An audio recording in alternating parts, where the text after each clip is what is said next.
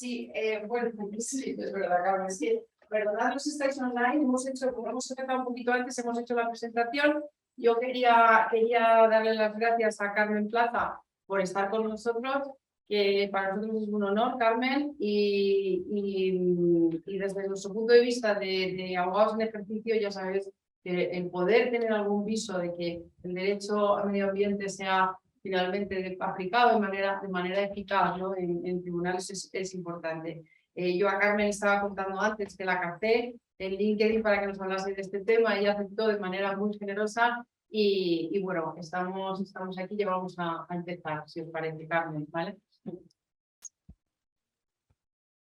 Bueno, pues muchísimas gracias, Patricia, por la presentación. Muchísimas gracias a Laura Gabeiras, a todo el equipo por la organización y por contar conmigo para abordar aquí una de las que son las ultimísimas novedades en materia de derechos humanos y protección del medio ambiente. Y en concreto, Patricia me pidió que abordase el impacto que puede tener la resolución de la Asamblea General de Naciones Unidas del pasado 28 de julio, en la que se reconoce un derecho humano a un medio ambiente sano, saludable y sostenible. Y abordaré también en qué medida puede reforzar o influir en la protección del medio ambiente en nuestro ordenamiento. Bien, y agradezco estar en un foro como este, donde hay representantes de administración, empresas, universidad, tercer sector, organizaciones no gubernamentales, todas personas muy implicadas con la protección del medio ambiente y todas muy conocedoras, expertas en estos temas, con lo cual mi función aquí va a ser simplemente presentar algunas ideas de estas novedades. Lo intentaré hacer de una forma crítica, señalando cuáles son las luces y las sombras de todo este proceso, y intentaré hacer una prospección de cómo puede influir en nuestro ordenamiento, puesto que esto es una cosa de ayer prácticamente. Entonces va a ser un poco como usar la bola de cristal jurídica. Y por supuesto espero que estas ideas pues, den ocasión a un debate interesante entre las distintas perspectivas que están aquí representadas en materia de protección del medio ambiente. Bien, el tema ha de situarse necesariamente en el entorno de cuál es la relación entre derechos humanos y medio ambiente. Es una cuestión en la que llevamos medio siglo, de alguna forma debatiendo, se lleva medio siglo debatiendo, sin que tengamos todavía una respuesta suficientemente clara, en mi opinión. Y la primera cuestión que os voy a plantear, ¿es una novedad esta resolución de la Asamblea General de Naciones Unidas del pasado mes de julio? Pues habría mucha gente, grandes expertos, que dirían que no. Mirad lo que dice aquí. El hombre tiene derecho fundamental a la libertad, la igualdad y el disfrute de condiciones de vida adecuadas en un medio ambiente de calidad, tal que permita llevar una vida digna y gozar de bienestar. Este es el primer instrumento internacional donde se vincula medio ambiente y derechos fundamentales. De esta declaración ha habido importantes expertos, juristas, ambientalistas, que inmediatamente sacan la conclusión de que esta declaración, que es de 1972, hace medio siglo, suponía ya el reconocimiento de un derecho humano a un medio ambiente de calidad que permitiese realmente sustentase una vida digna a las personas, que sustentase lo que son los derechos fundamentales. Bien, esto en realidad, entonces, ¿cuál es la novedad aquí? Podríamos decir, la novedad aquí es lo que ha reconocido la Asamblea el pasado mes de julio, la Asamblea General de Naciones Unidas, es el derecho a un medio ambiente limpio, saludable y sostenible como un derecho humano. ¿Cuál es la diferencia?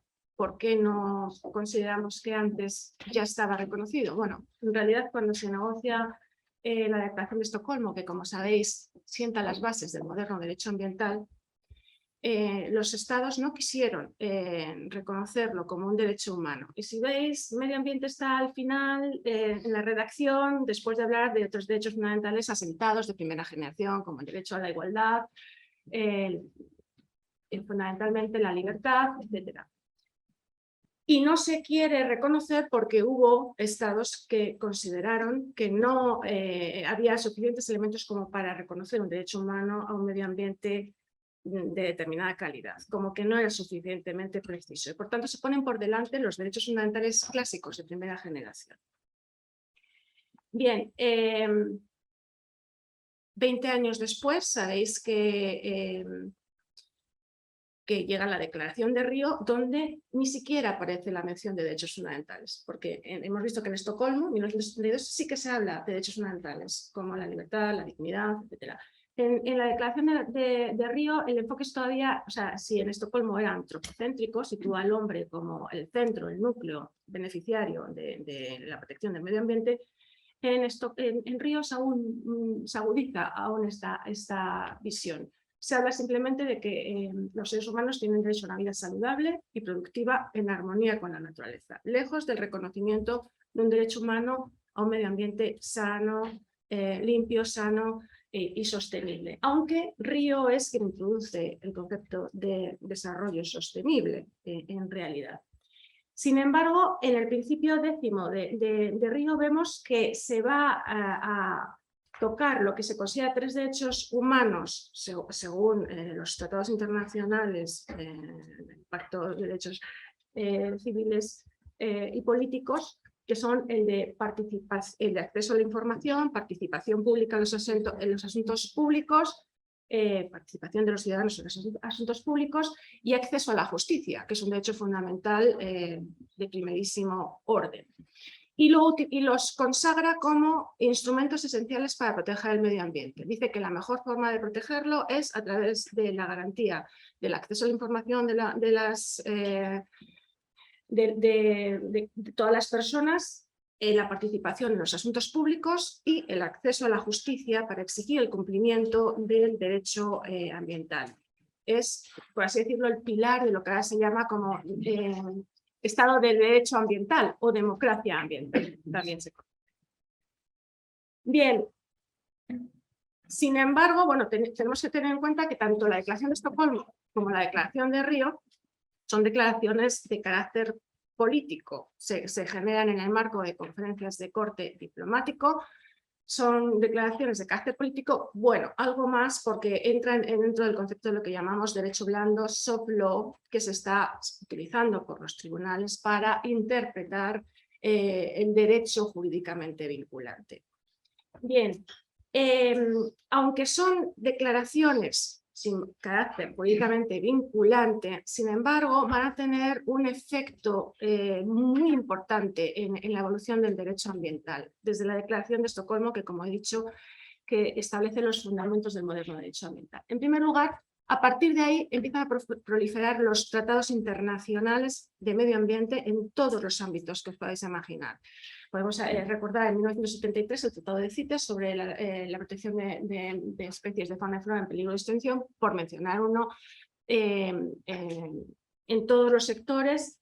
Hasta 1.100 tratados de derecho internacional están ahora mismo recogidos. Estos datos son de un informe muy interesante que recomiendo que manejéis, que está en internet, que es el primer informe global sobre el Environmental Rule of Law de Naciones Unidas.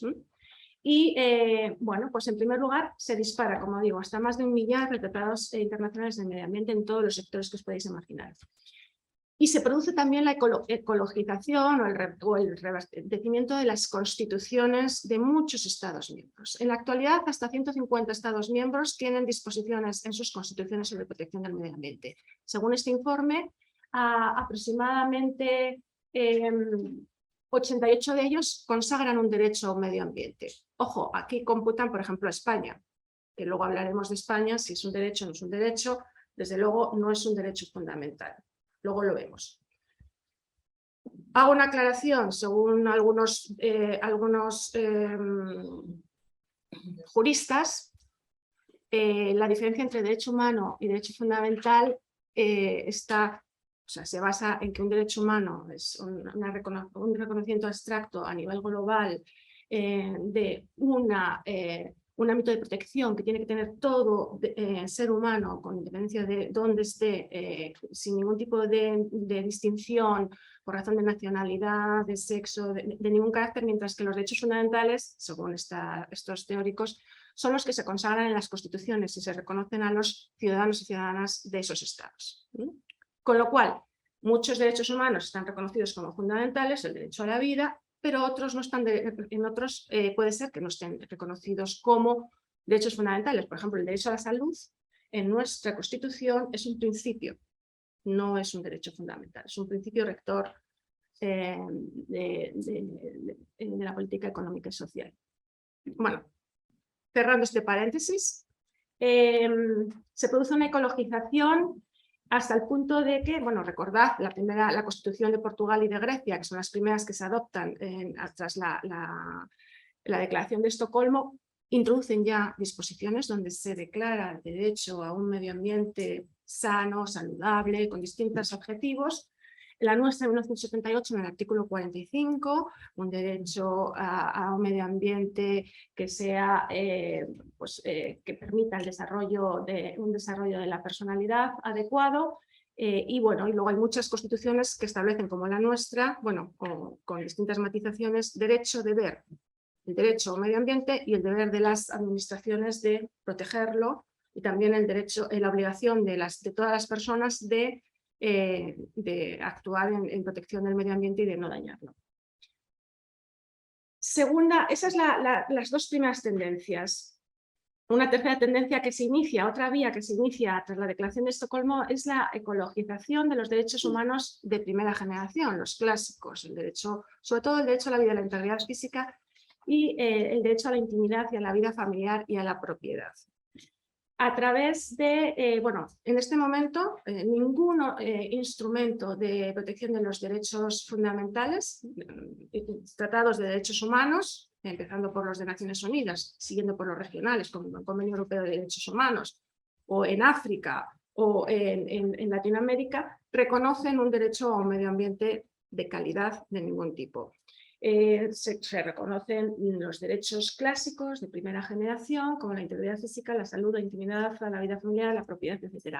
Pero los órganos a los que se encomienda su garantía, como el Tribunal Europeo de Derechos Humanos, la Corte Iberoamericana, también, o igualmente la Corte Africana, van a hacer una interpretación de la dimensión y del alcance de los derechos de primera generación, en el sentido de que una agresión grave y persistente del medio ambiente pueden poner en peligro esos derechos fundamentales, empezando por el derecho a la vida, la integridad física, y sobre todo, por ejemplo, en el ámbito europeo ha habido muchas declaraciones de infracción del artículo 8, el derecho a la vida familiar, fundamentalmente, y eso ha llevado a que haya una doctrina bastante sólida donde se reconoce en estos organismos, en estos tribunales internacionales, la estrecha conexión entre protección del medio ambiente y derechos fundamentales, y la protección del medio ambiente como una premisa, un fundamento, un sustento para la garantía de esos derechos fundamentales de primera generación, esos derechos humanos, civiles y políticos. También el Consejo de Derechos Humanos de Naciones Unidas. Hay un caso muy reciente, según habéis visto la película Dark Waters o Aguas Oscuras. Bueno, pues hay un caso prácticamente igual en Paraguay, donde unos agricultores, pequeños agricultores de una pequeña comunidad, sufren un envenenamiento brutal a través de pesticidas de grandes compañías que están utilizando pesticidas y todo tipo de sustancias químicas para cultivos masivos de soja. Se producen muertes, se producen enfermedades, etc. La jurisdicción nacional en el ámbito penal no responde, no se sabe qué ha pasado, se pierden los análisis, etc. Y el Comité de Derechos Humanos de Naciones Unidas declara la infracción del derecho a la salud y a la vida privada de estas personas. Luego, si queréis, os doy la referencia. Pero bueno, como digo, ese caso es del año 2019. Es un caso como muy notable en el seno del Comité de Naciones Unidas, Comité de Derechos Humanos de Naciones Unidas. Pero bueno, tenemos una notable jurisprudencia en el marco del Convenio Europeo de Derechos Humanos. También la Corte Iberoamericana de Derechos Humanos tiene una jurisprudencia muy avanzada en este tema.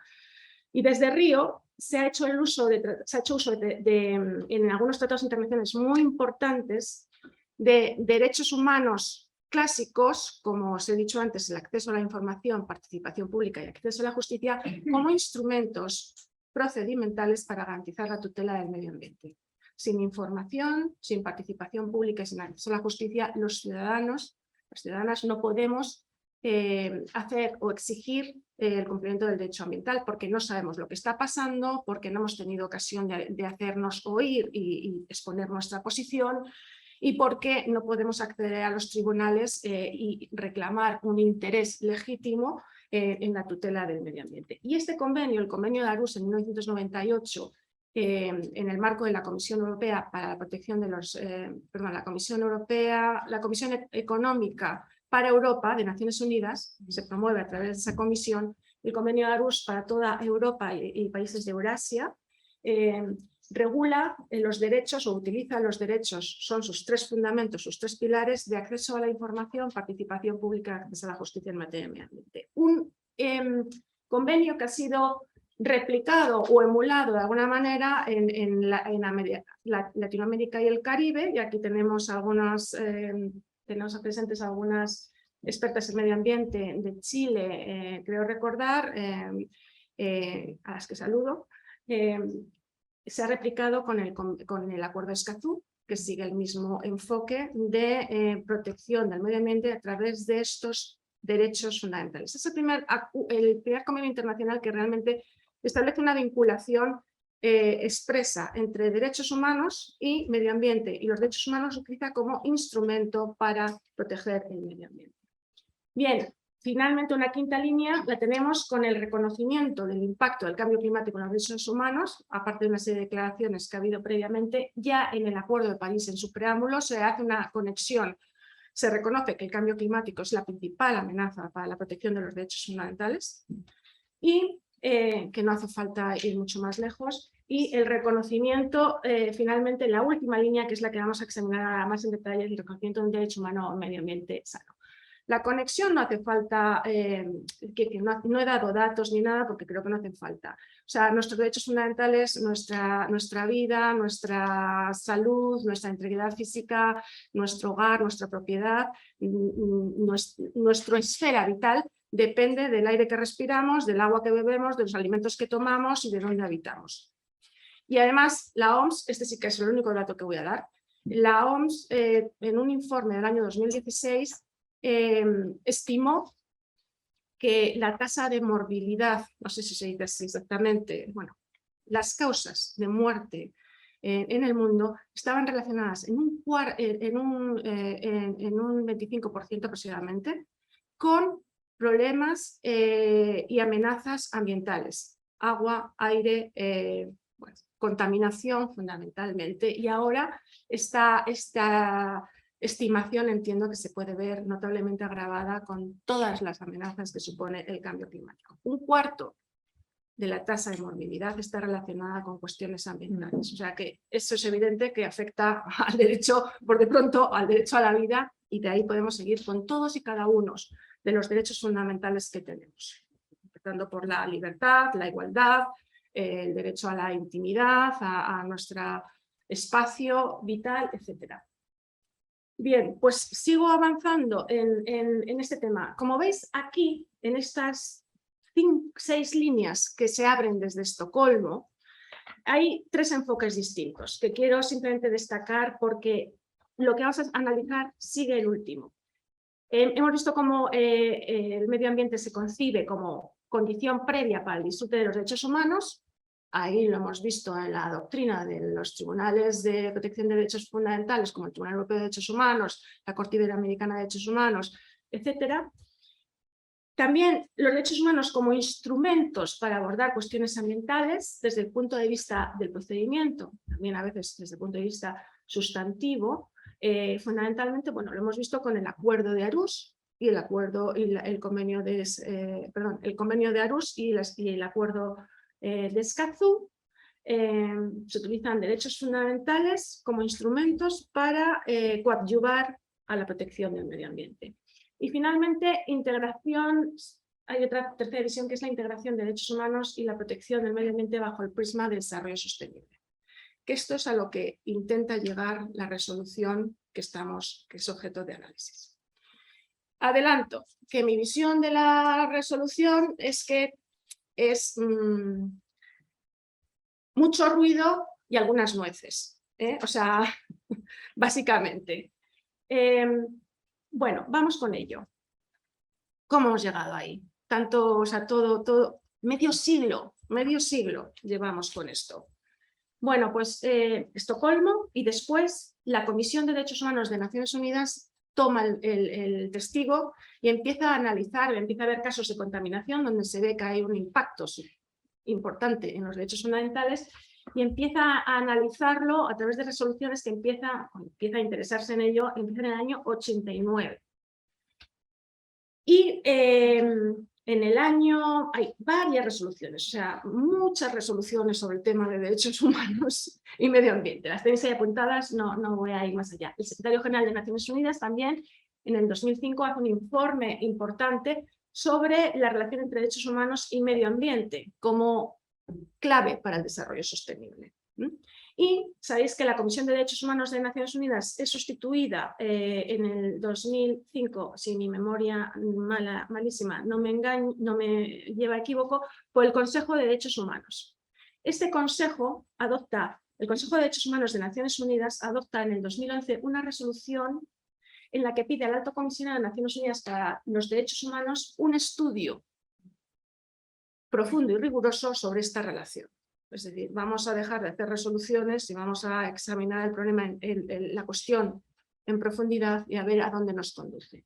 Y se designa un relator especial sobre derechos humanos y medio ambiente, un relator que es desempeñado por grandes juristas, profesores de Derecho Internacional, expertos en medio ambiente. El primero fue John Knox, el segundo y actual es David Boyle. Podéis encontrar escritos suyos en Google, miráis y encontráis interesantísimos artículos sobre estas dos personas y sus informes, los informes que van a hacer desde entonces, desde que son designados en el año 2011, prácticamente de forma anual, vienen a reflejar todas estas cuestiones que estamos viendo, todas estas vías. El más importante, en mi opinión, es el informe de 2018, Obligaciones de Derechos Humanos relacionadas con el disfrute del medio ambiente sin riesgos, limpio, saludable y sostenible, que es el fundamento de la resolución que estamos analizando, ¿vale? En este informe se plantean qué opciones hay. Bueno, en primer lugar se pone de relieve que los derechos fundamentales son esenciales para proteger el medio ambiente y los derechos fundamentales clásicos, los de toda la vida, por así decirlo, los del Pacto de 1966, el Pacto de Derechos Civiles y Políticos, pero que además el medio ambiente es a su vez esencial para la protección de esos derechos. Es decir, hay una simbiosis, no se pueden escindir. Pone de relieve también que hay una laguna, que hasta ahora el derecho internacional de protección de los derechos humanos y el derecho al medio ambiente han seguido caminos paralelos sin encontrarse. Y ahí faltan puentes que relacionen y que establezcan bien la conexión entre derechos humanos y derecho a la protección del medio ambiente. Y va a hacer una serie de propuestas. Examina cuáles son las opciones. Y las opciones son o bien un nuevo tratado internacional donde se recoja el derecho humano al medio ambiente, sano, limpio, sano, sostenible, como lo queráis llamar, que es un medio ambiente que permita la tutela de los derechos, o sea, que permita una vida digna a las personas. La adición, segunda opción, la adición de un protocolo facultativo al Pacto Internacional de Derechos Económicos, Sociales y Culturales, porque está más vinculado, se considera más vinculado a la protección del derecho al medio ambiente con este tratado internacional, o una resolución de la Asamblea General de Naciones Unidas centrada en el reconocimiento de este derecho. Bien, ni qué decir tiene que la opción más ambiciosa era la primera. Y de hecho hay varias iniciativas, algunas propugnadas por organizaciones no gubernamentales, la IUCN, etcétera, en la que colaboró también en su momento BirdLife International. Hay una iniciativa muy interesante de propuesta por una red de juristas que se crea en Francia, pero que es una red internacional, y que apoya el presidente de la República Francesa y que presenta ante Naciones Unidas para la elaboración y aprobación de un pacto mundial por el medio ambiente, que en su artículo 1 reconoce el derecho a un medio ambiente sano, bueno, limpio, sano y sostenible. Y después recoge y sistematiza todos los principios de derecho ambiental, desde el principio de prevención, el de precaución, el de quien contamina paga, aborda el tema de la evaluación de impacto, los instrumentos fundamentales transversales como la evaluación de impacto ambiental, la responsabilidad ambiental por daños al medio ambiente, etc. La segunda opción era la adición de un protocolo facultativo al Pacto Internacional y la tercera una resolución de la Asamblea General. Un instrumento de soft law, una resolución de carácter político no jurídicamente vinculante. Bueno, el Consejo de Derechos Humanos de Naciones Unidas recibe este informe y en una resolución, que es en la que yo puse el post en LinkedIn, de octubre del año pasado, 2021, reconoce el Consejo de Derechos Humanos de Naciones Unidas, reconoce como organismo de Naciones Unidas el derecho humano a un medio ambiente limpio, sano y sostenible a la luz de toda la información de los informes que ha recibido. E invita a los gobiernos y a la Asamblea General de la ONU a reflexionar sobre ello. Es decir, les están pidiendo que asuman la existencia de ese derecho. Y de ahí viene la resolución que tenéis encima de la mesa sobre la resolución de la Asamblea General del 28 de julio pasado sobre el reconocimiento del derecho al medio ambiente limpio. Si veis en el preámbulo se recoge todo esto que he estado diciendo, la conexión intrínseca inescindible de los derechos fundamentales y la protección del medio ambiente como fundamento de los derechos fundamentales como instrumentos básicos o como esencial el ejercicio de los derechos fundamentales para proteger el medio ambiente, etc. Se reconoce un derecho a un medio ambiente limpio, saludable y sostenible, pero ¿qué es un medio ambiente limpio, saludable y sostenible? ¿En qué se materializa? Y como veis, la respuesta se viene a dar en el párrafo 3, donde se dice que la promoción del derecho humano a un medio ambiente limpio, saludable y sostenible requiere la plena aplicación de los acuerdos multilaterales relativos al medio ambiente con arreglo a los principios del derecho ambiental internacional. Hubo muchas observaciones a la declaración en el sentido de ponerse un poco la venda antes de la herida, en el sentido de, oiga, no reconozco que cualquier vulneración del derecho internacional de medio ambiente o de cualquier norma de medio ambiente sea necesariamente una vulneración de un derecho humano. Una de las críticas que se hizo también por varios estados es que no hubo debate suficiente.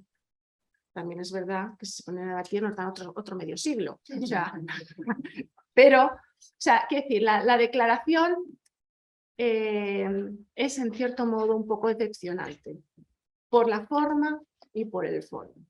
Eso es mi opinión. Quiero decir, no puedes establecer un derecho humano que esté de alguna forma definido por todo el derecho ambiental existente, que ni decir tiene, que es como, imaginaros, 1.100 tratados, tropecientos mil directivas de la Unión Europea, el derecho nacional, el derecho regional, el derecho local. En fin, no cualquier vulneración de una disposición de derecho ambiental es una vulneración de un derecho humano. Esa es una de las principales cuestiones que se plantea. Una de las cuestiones que os planteo, a ver qué opináis, a lo mejor pensáis que sí. Bien.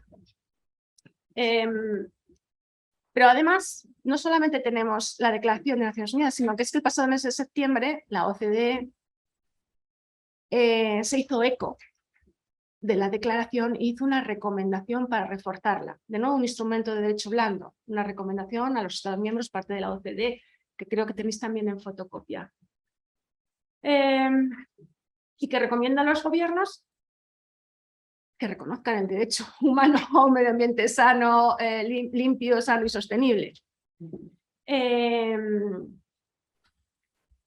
Y que revisen su legislación nacional para asegurarse que su legislación nacional es coherente con este derecho humano. O sea, OCDE respalda la resolución de Naciones Unidas. Está muy bien, o sea, que vayan todos a una. Hubiese estado mejor hacerlo un poco mejor todo, pero bueno. Y pide que se cumplan con los principios del anexo de esa recomendación. Y los principios de esa recomendación no son poca cosa, porque mirad, en primer lugar, que los Estados miembros garanticen el cumplimiento de los principios generales del derecho internacional, que quien contamina paga, prevención, precaución, todos los control de la contaminación, preferentemente la fuente, todos los que os imagináis. Que se garantice el disfrute de los derechos y libertades reconocidos en el Convenio Europeo de Derechos Humanos y en la Carta Social Europea. Pues claro, o sea, bien, o sea, se supone que todos tienen que hacer eso, están vinculados. Que protejan los derechos de las personas más vulnerables, porque como sabéis, el deterioro del medio ambiente a quien más perjudica son a las personas que están en una situación de especial vulnerabilidad. Personas con menos recursos, mujeres, niños, ancianos, fundamentalmente.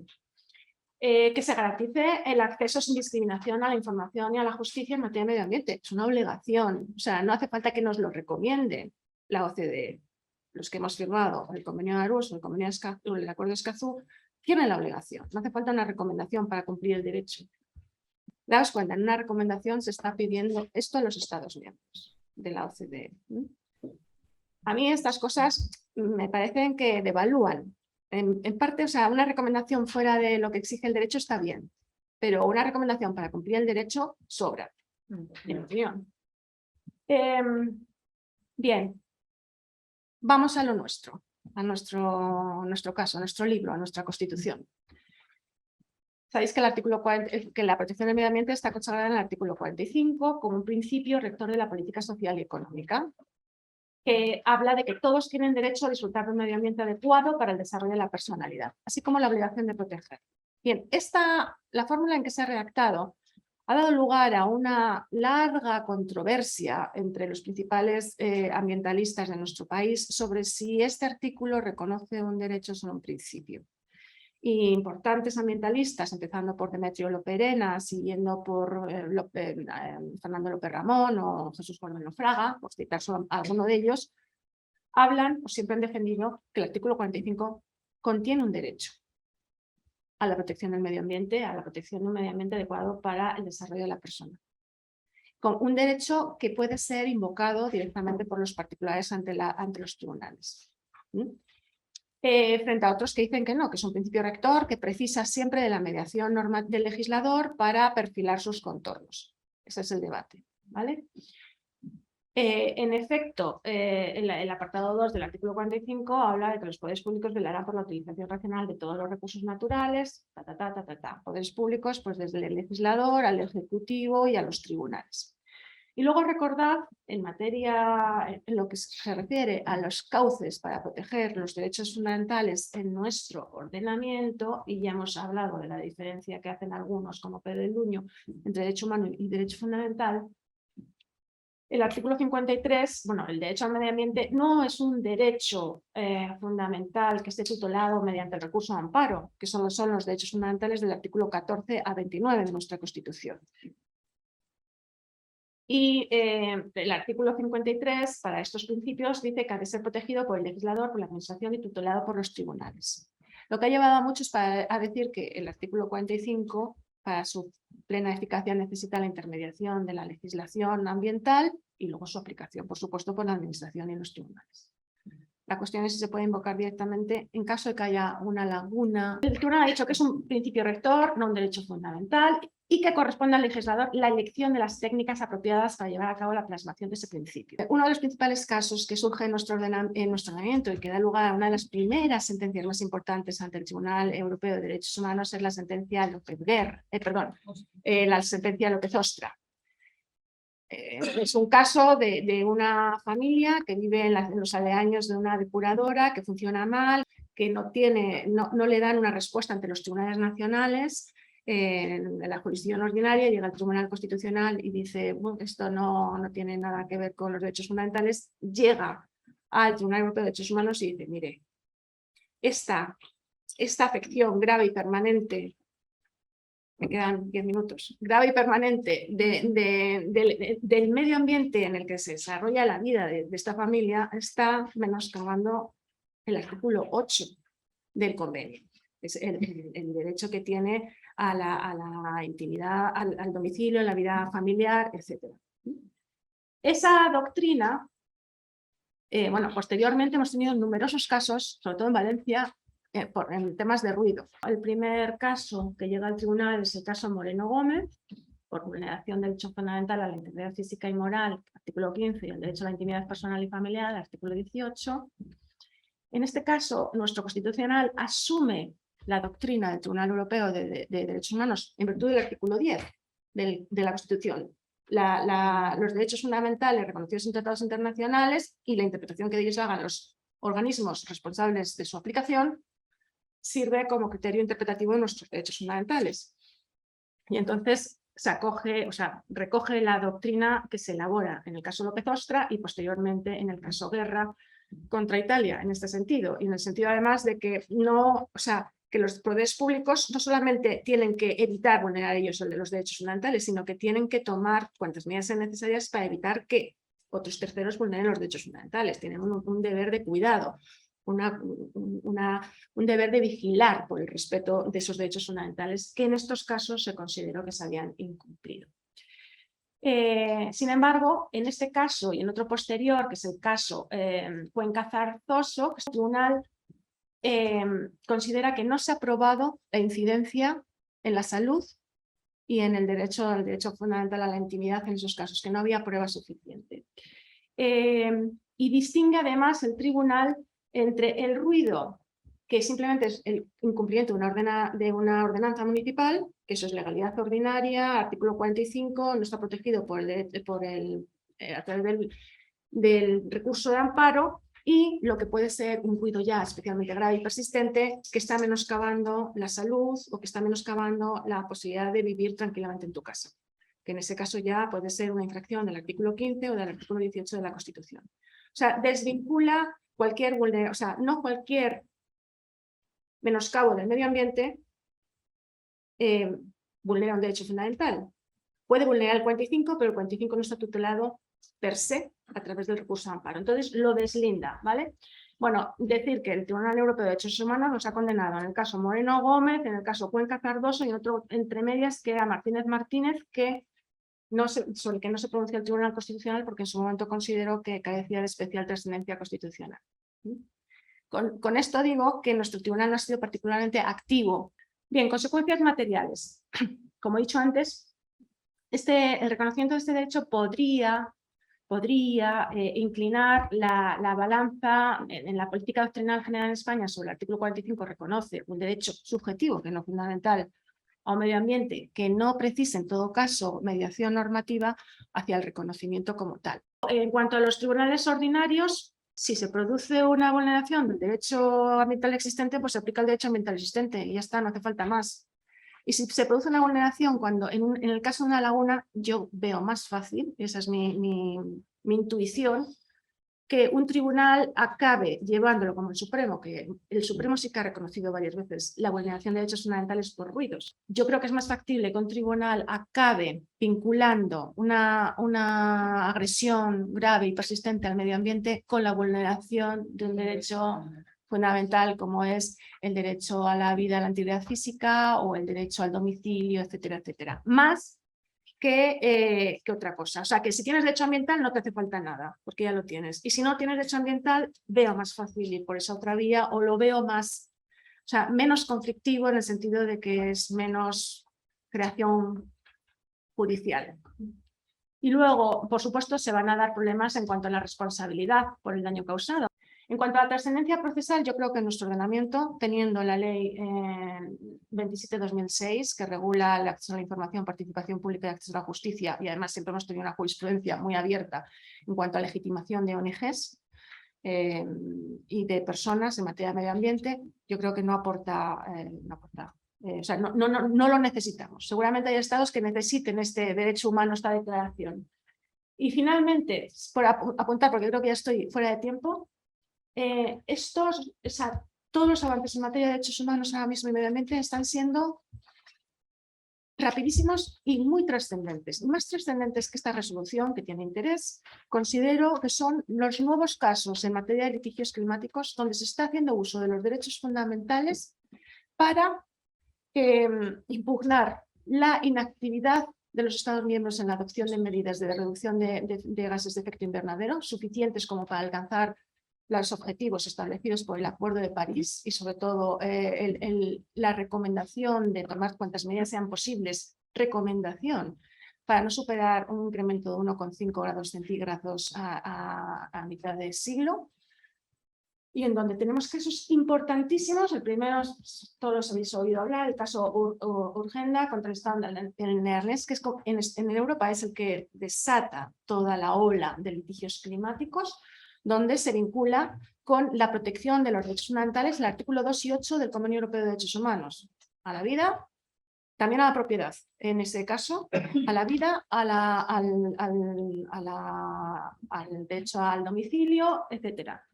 El Tribunal Supremo Irlandés, en France of Years contra el gobierno irlandés, también. El Plan Nacional para la Reducción de Gases de Efecto Invernadero, o sea, que se impugna por organizaciones ecologistas. Todo esto está promovido por organizaciones ecologistas en el marco de litigios estratégicos que están haciendo, bueno, pues, aplicar el derecho establecido frente al cambio climático.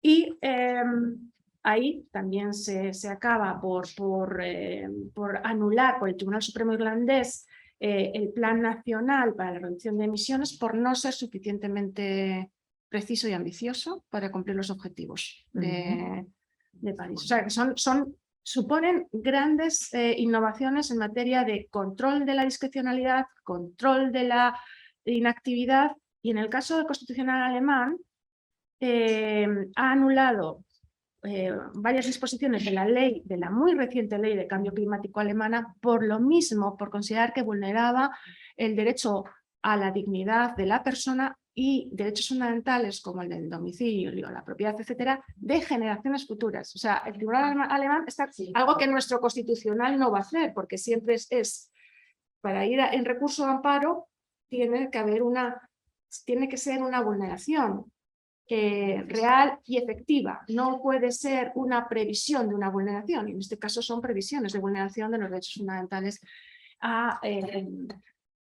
de las generaciones futuras, en virtud del principio de desarrollo sostenible. Y finalmente, a las empresas os interesaría especialmente el último caso importante, que es contra Shell, contra una empresa. Varias organizaciones ecologistas y miles de personas han ido contra Shell. Y en este caso es interesante porque también, esto es una peculiaridad del derecho neerlandés, se considera el Tribunal del Distrito de La Haya, o sea, esto tiene recorrido todavía, no es firme, pero va a considerar que también Shell ha incumplido la obligación de diligencia de vida, entre otras cosas porque no ha respetado y no ha aplicado en su política de responsabilidad social corporativa los principios recomendaciones, soft law, elaboradas por Naciones Unidas en materia de empresas y medio ambiente.